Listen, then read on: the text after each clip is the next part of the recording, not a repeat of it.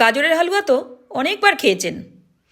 কিছুদিন আগে আমি গাজরের বরফিও করেছিলাম, কিন্তু আজকে বানালাম এবারের পৌষ সংক্রান্তি স্পেশাল গাজরের ক্ষীরমোহন।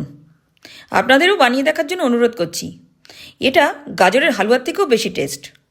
এখন শীতকাল, তাই নলেন গুড়ের করেছি। অন্য সময় করলে চিনি দিয়েও করতে পারেন, সেটাও খুবই ভালো হয়।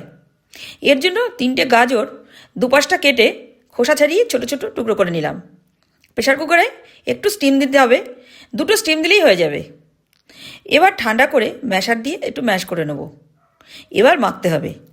বাইন্ডিংয়ের জন্য দেব 1 চামচ ময়দা, 2 চামচ গুঁড়ো চিনি, 1 চামচ গুঁড়ো দুধ, 1 চামচ ঘি। এবার হাতে করে মাখবো। হাতে একটু ঘি মেখে ছোট্ট ছোট্ট করে বল বানাবো, এরকম হবে দেখুন। এবার হাতে কিন্তু অবশ্যই একটু ঘি মেখে নিতে হবে, নইলে বল বানানো যাবে না। 3টে গাজর থেকে বেশ অনেকগুলোই বল হয়েছে।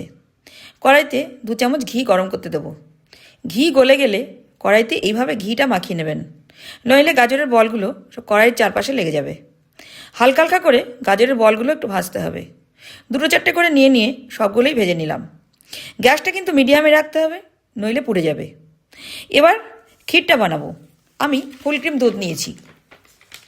এবার গ্যাসে প্রায় 2 লিটার জাল দেওয়া দুধ আবার গরম করতে দিলাম। এবার ফুটতে দিলাম। বেশ কিছুটা ফুটে ফুটে গাঢ় হয়ে গেলে এবার দেব হাফ বাটি কনডেন্স মিল্ক। কনডেন্স মিল্ক দিলে পায়েসের স্বাদটা খুবই ভালো হয়। আরও কিছুটা ফুটিয়ে ফুটিয়ে যখন এইরকম গাঢ় গাঢ় হবে, সেই অবস্থায় দেব নতুন গুড়। খুব ভালো করে নেড়ে নেড়ে গুড়টা মিশিয়ে নিতে হবে।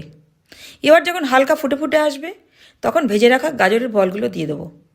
2-1 মিনিট ফুটিয়ে এবার থামিয়ে ঠান্ডা করতে দেবো। এবার কাঁচের বাটিতে সাজাচ্ছি দেখুন। ওপর থেকে একটু রসের গুড় দিয়ে গার্নিশিং করলাম। উহ, কী যে টেস্ট, কি বলি! আজই বানিয়ে ফেলুন, আর একদম সময় নেই হাতে।